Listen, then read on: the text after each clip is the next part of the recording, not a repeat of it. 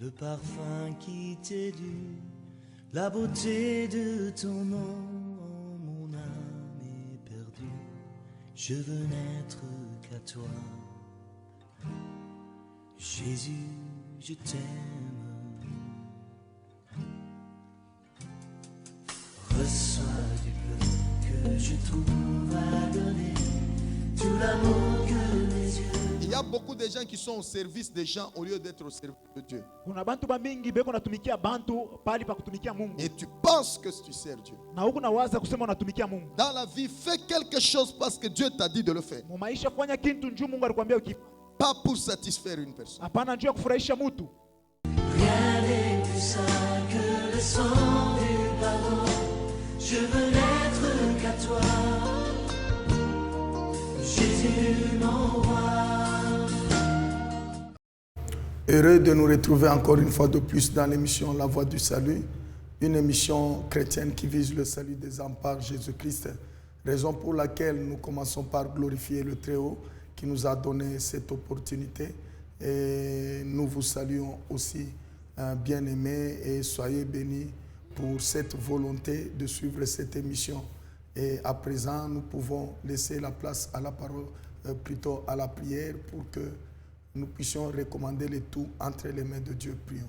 Prions. Seigneur Dieu, nous te rendons grâce du fait que tu nous as accordé l'opportunité de nous retrouver dans ta présence. Dans sa prière, Jésus pouvait dire « Sanctifie-les par ta vérité, car ta parole est la vérité ». Nous voulons bénéficier de ta vérité pour sanctifier nos vies et nous aider à marcher sur cette terre des hommes. En ce moment, nous nous abandonnons entre tes saintes mains. Utilise puissamment ton serviteur afin de nous transmettre ta pensée au nom de Jésus-Christ de Nazareth. Nous avons ainsi prié. Amen. Amen. Bien-aimé, sois vainqueur pour vivre la destinée de ton salut en Jésus-Christ. Et pour être vainqueur, tu dois être à mesure, toi et moi bien sûr, de défendre, nous devons défendre la vérité, la douceur ainsi que la justice, ce qui n'est pas facile dans ce monde, sur cette terre, étant donné qu'il y a toujours des choses qui nous pourraient se présenter devant nous comme des obstacles pour que nous puissions défendre ces trois valeurs. Raison pour laquelle on nous demande de lutter comme Jacob qui a lutté. Nous devons toujours lutter pour que nous puissions arriver du moins à défendre ces valeurs pour que Dieu nous fasse entrer dans notre meilleure destinée. Et pour cela, nous avons parlé de la vérité et nous sommes en train de parler sur la défense de la douceur. La défense de la douceur, aujourd'hui nous voulons terminer avec cela. La défense de la douceur, nous devons défendre aussi la douceur qui est d'ailleurs, selon ce que nous avons dit, un caractère chrétien, un caractère des enfants de Dieu, qu'on pourrait dire que c'est un caractère, un comportement du royaume de Dieu, raison pour laquelle nous disons que dans le royaume de Dieu, il y a ceux-là qui ont ce caractère et qui sont comparés à des agneaux ou bien à des petits enfants et qui, parce qu'ils présentent bien sûr ce caractère d'agneau là-bas, qui est le caractère chrétien, qui est le caractère docile, ou le comportement docile. On a essayé de définir cela, de donner beaucoup d'exemples par rapport à ça. Et la fois passée, nous avons d'ailleurs dit que nous ne devons pas confondre la douceur de la simulation de la douceur ainsi que de la timidité. La simulation de la douceur, nous voyons un loup qui prend la peau de l'agneau et à tel point que de l'agneau ou bien la peau d'une brebis, et vous voyez que c'est une brebis, mais il simule d'être une brebis, mais en réalité, il ne l'est pas. Et aussi, nous avons dit que la timidité aussi, c'est un comportement qui n'est pas docile. Pourquoi? Parce que ça renferme toujours un mauvais caractère, mais qui est étouffé. Lorsqu'il y aura une opportunité pour que ce caractère se manifeste, ça pourra exploser. C'est la raison pour laquelle nous disons que tout enfant de Dieu, bien sûr, nous venons du monde, parce que Jésus-Christ lui-même a dit que Père, je ne te prie pas de les ôter du monde. Ils sont dans le monde, mais ils ne sont pas du monde. Mais je les ai tirés du monde. Je les ai pris du monde. Nous venons avec de divers comportements, nous venons du monde. Alors, étant en Christ, nous sommes appelés à être transformés. Tout chrétien doit être transformé doit avoir un changement, doit naître de nouveau. L'expression de Jésus-Christ, de naître de nouveau, afin que toutes les choses anciennes puissent passer. Si tu étais autrefois un chien, c'est-à-dire ayant le comportement d'un loup ou d'un chien, et que tu puisses maintenant naître de nouveau, être de l'intérieur et de l'extérieur docile. Raison pour laquelle nous avons insisté là-dessus que nous devons être véritablement des doux devant notre Dieu. Aujourd'hui, nous voulons donner quelques qualités pour dire qu'il y a quelques qualités ou quelques comportements qui inspirent la douceur. La douceur ne va pas seule.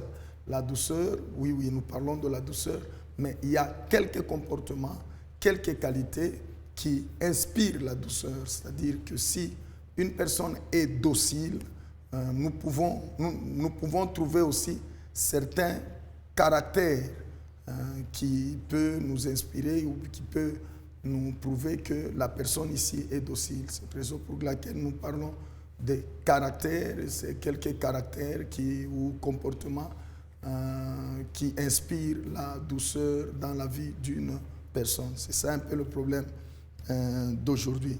Et en même temps, nous disons ceci, comme l'amour, lorsque nous avons le fruit de l'esprit qui nous est donné dans Galates chapitre 5, le verset 22, on peut nous lire là-dessus, parce qu'il y a même la douceur, même l'amour, on peut...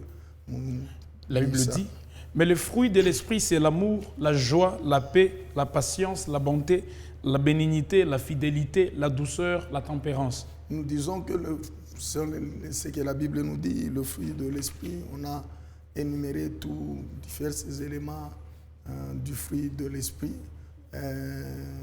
Si vous voyez bien tout ce qu'on énumère concernant le fruit de l'esprit, vous allez constater que ce sont des caractères, ce sont des comportements qui font un tout et qu'on appelle ça fruit du Saint-Esprit.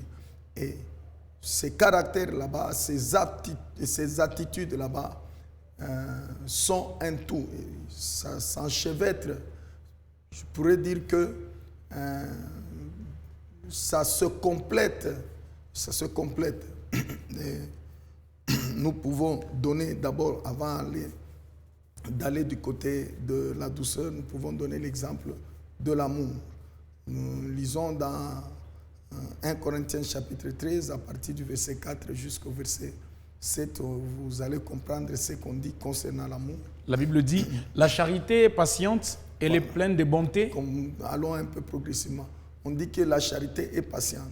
Vous voyez que parmi les éléments du fruit du Saint-Esprit, il y a aussi la patience. Ok, continuez. Elle est pleine de bonté. Elle est pleine de bonté. La bonté aussi y est. Vous voyez, donc l'amour y est, la patience y est, la maîtrise de soi, ou la bonté y est. Et vous voyez, l'amour, c'est lui, on dit que celui qui a l'amour, normalement, il doit aussi avoir la patience. Donc, la patience inspire l'amour. On peut continuer. Plein de bonté, ça inspire aussi la bonté. Vous voyez que ça se complète. On peut continuer. La charité n'est point envieuse. Ok. La charité ne se vante point. Voilà. Elle ne s'enfle point d'orgueil. Donc il y a l'humilité dans la charité. Okay. Elle ne fait rien de malhonnête. Voilà. Vous voyez. On continue jusqu'au verset 7. Elle ne cherche point son intérêt. Elle ne s'irrite point, elle ne soupçonne point le mal. Elle ne se réjouit point de l'injustice, mais elle se réjouit de la vérité. Elle excuse tout, elle croit tout, elle espère tout, elle supporte tout. Vous voyez, tous les éléments qu'on a énumérés là en bas, l'excuse tout, ce sont aussi des qualités, ce sont aussi des comportements, des attitudes des enfants de Dieu. Je peux venir, je commence à prêcher sur l'amour, je peux venir, je commence à exhorter quelqu'un sur la patience, je peux venir, je commence à exhorter quelqu'un même sur la maîtrise de soi, même sur les excuses, comment est-ce qu'il faut se pardonner les uns les autres. Je peux venir, je commence à parler sur d'autres éléments, mais vous verrez que en parlant des autres éléments, nous voyons que celui qui a l'amour est appelé aussi à avoir cela. C'est dans ce sens que je dis que même concernant la douceur aussi, il y a certains éléments, certains comportements, certaines attitudes qui inspirent aussi la douceur. Donc, qui inspire la personne qui a ce comportement, qui a ce caractère de douceur. On peut dire que cette personne ici a ce caractère-là lorsque nous voyons certains éléments se manifester de son côté. Nous pouvons, par exemple, lorsque vous avez l'agneau, vous avez un enfant qui a ce caractère là-bas, bien sûr, vous pouvez dire que l'agneau ou l'enfant est doux, mais comprenez qu'il y a certains éléments qui l'accompagnent en dehors de ce que vous parlez de la douceur. Vous pouvez aussi lui donner aussi d'autres qualités et qui sont en train d'inspirer aussi la douceur. Nous pouvons donner Matthieu chapitre 11, le verset 29, qu'on avait donné aussi la fois passée. Prenez mon joug sur vous et recevez mes instructions, car je suis doux et humble de cœur. Jésus-Christ, il dit que je suis doux et humble de cœur. Donc, la douceur de Jésus-Christ inspire aussi l'humilité. Parce qu'on ne pourrait pas dire que Jésus-Christ est doux seulement. Vous voyez que la personne qui est, nous parlons d'abord de l'humilité. Donc, la personne qui a ce caractère là-bas, qui est docile, cette personne là-bas qui est docile a aussi normalement l'humilité. Lorsque nous voyons, nous constatons l'humilité auprès de la personne, nous pouvons dire que cette personne ici a la douceur. Bon, c'est l'un des éléments pour dire qu'il y a possibilité que cette personne, nous pouvons dire qu'elle est docile. Vous voyez, l'humilité, c'est le rejet de toute espèce d'orgueil, et à ce moment-là, la personne se met à sa place et il a un sentiment qui lui fait considérer les autres comme étant au-dessus de lui. De par ses faiblesses humaines, il voit que aussi moi je suis faible, je suis l'humilité, c'est un peu dans ce sens-là. On peut parler aussi de l'obéissance. Juste avant d'arriver là-bas, lisons d'abord 1 Pierre chapitre 5, le verset 6. La Bible dit « Humiliez-vous donc sous la puissante main de Dieu, afin qu'il vous élève au temps convenable. » Vous voyez qu'ici, on demande aux enfants de Dieu qui sont des agneaux de s'humilier devant la puissante main de Dieu. On peut parler aussi de l'obéissance. Où nous pouvons lire Hébreux chapitre 13, le verset 17. Hébreux chapitre 13, le verset 17. Le verset 17, la Bible dit « Obéissez à vos conducteurs et ayez pour eux de la déférence, car ils veillent sur vos âmes comme devant en rendre compte. Qu'il en soit ainsi, afin qu'ils le fassent avec joie, et non en gémissant, ce qui ne vous serait d'aucun avantage. » Obéissez à vos conducteurs. On est en train de demander aux enfants de Dieu qui sont dans l'église de Dieu. C'est comme si on demandait aux agneaux, parce que Jésus-Christ considère que ceux qui sont dans l'église sont normalement des agneaux. On leur demande d'obéir. Normalement, les agneaux sont là pour obéir à leur conducteur, à leur pasteur. Ils ne sont pas là pour créer de révolte. Ils ne sont pas là pour chercher de problèmes à leur pasteur, tout ça, mais ils sont là, ils obéissent, ils acceptent du moins, parce que obéir aussi, c'est un signe de se soumettre à une autorité,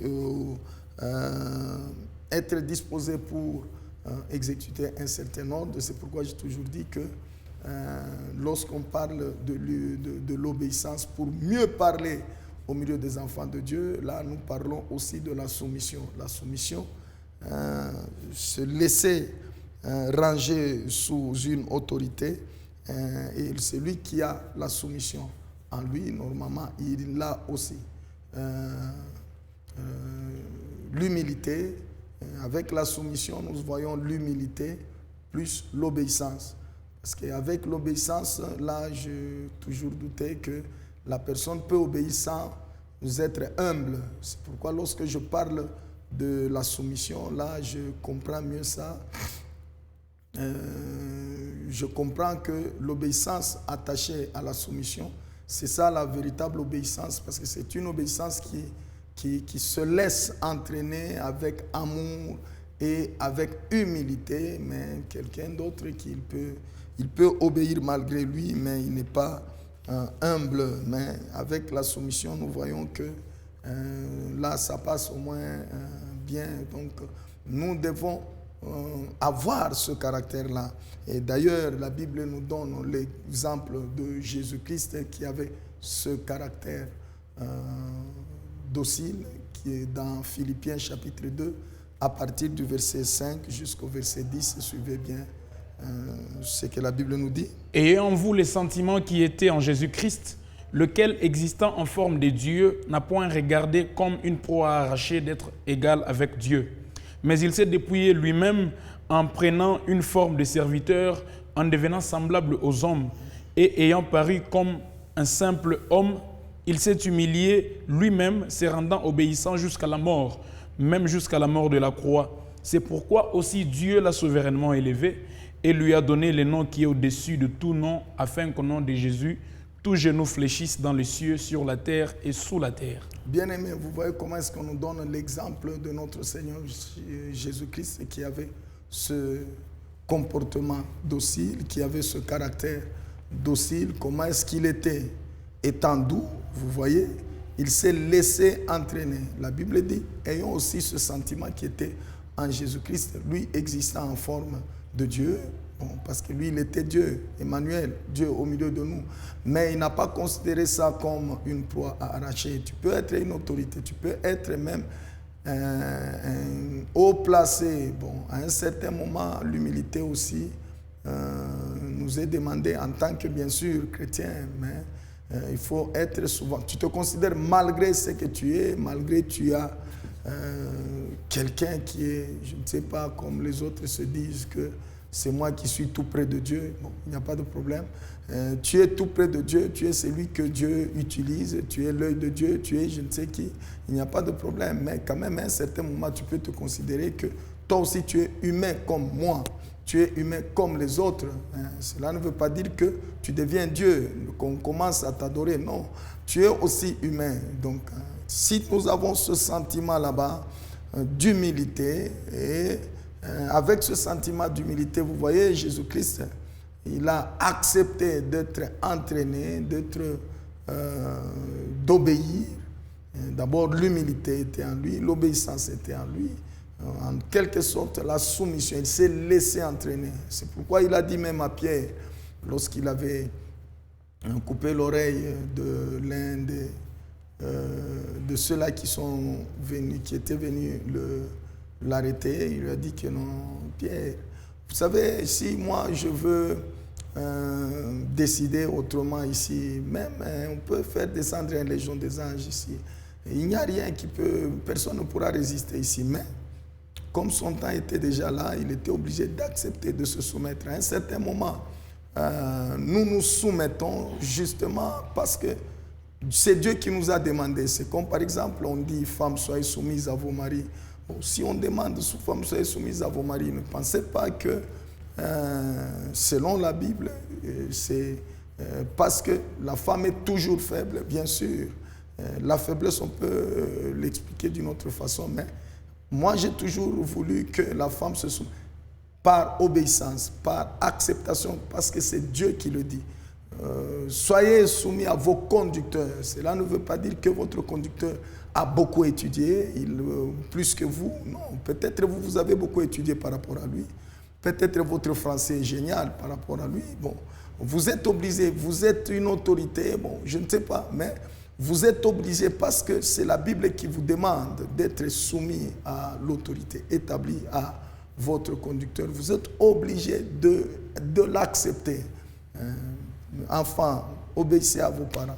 Il y a beaucoup de choses que nous faisons parce que c'est Dieu qui nous demande de le faire, et puis ça inspire le comportement, bien sûr, des enfants de Dieu. Voilà. La Bible dit que jusqu'à la mort même de la croix, c'est pourquoi vous voyez que Jésus-Christ, dans sa soumission là-bas, il a eu la victoire et il a été élevé. C'est pourquoi la Bible nous dit aussi que lorsque nous nous soumettons sous sa puissante main, la puissante main de Dieu, Dieu va nous élever aussi au temps convenable parce que nous manifestons ce comportement docile.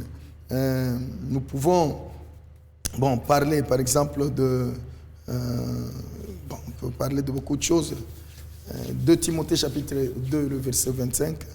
Faute du temps, vous-même, vous pouvez aller développer ça parce que moi, je donne quelques éléments de moins qui peuvent nous aider à mieux comprendre ce que je dis. 2 Timothée 2, 25.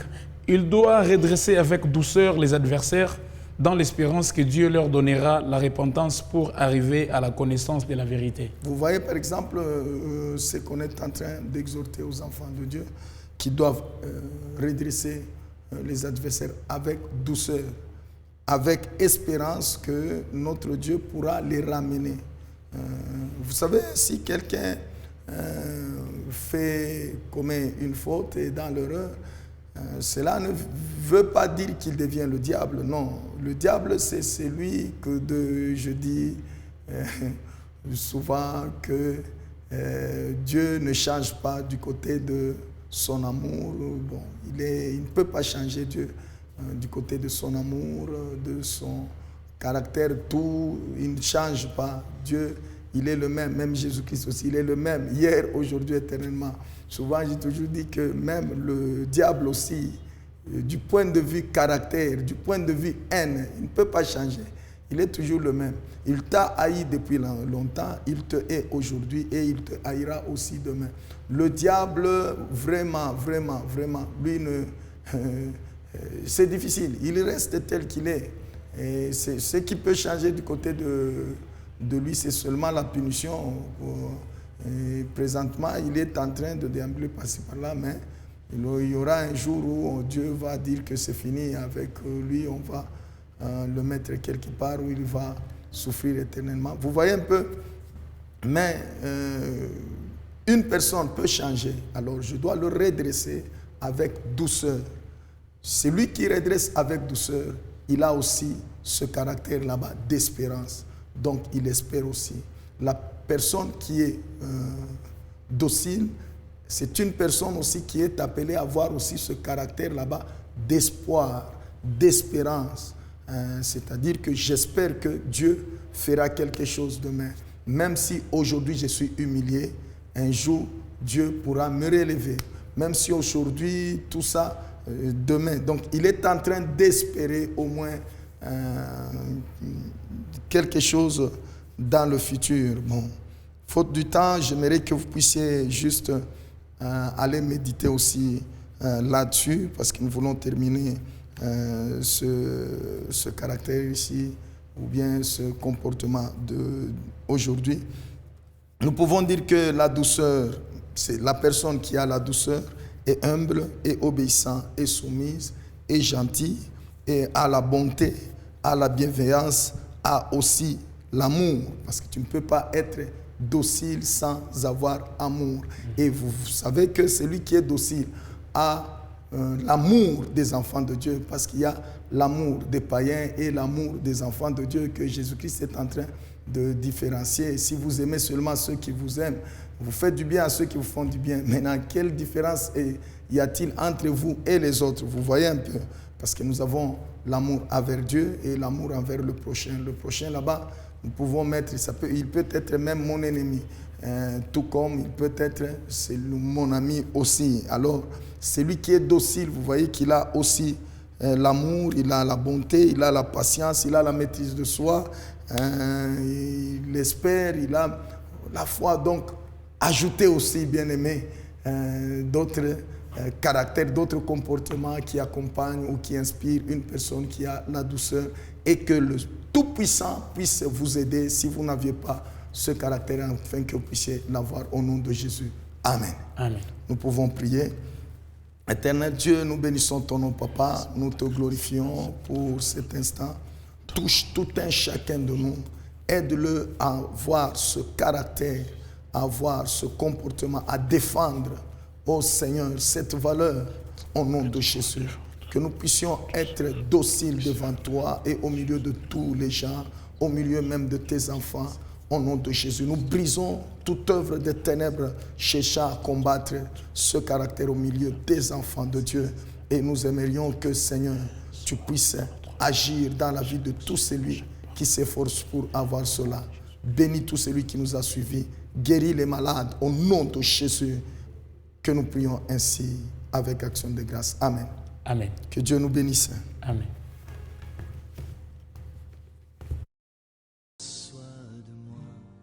Le parfum qui t'est dû, la beauté de ton nom, oh, mon âme est perdue. Je veux n'être qu'à toi. Jésus, je t'aime. Reçois du peu que je trouve à donner, tout l'amour que mes yeux.